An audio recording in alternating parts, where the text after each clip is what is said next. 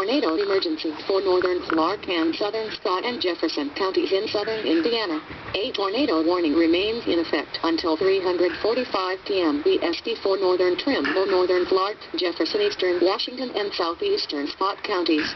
At 3:22 p.m. EST, multiple reports continue to come into the National Weather Service of a tornado on the ground near Marysville, Indiana.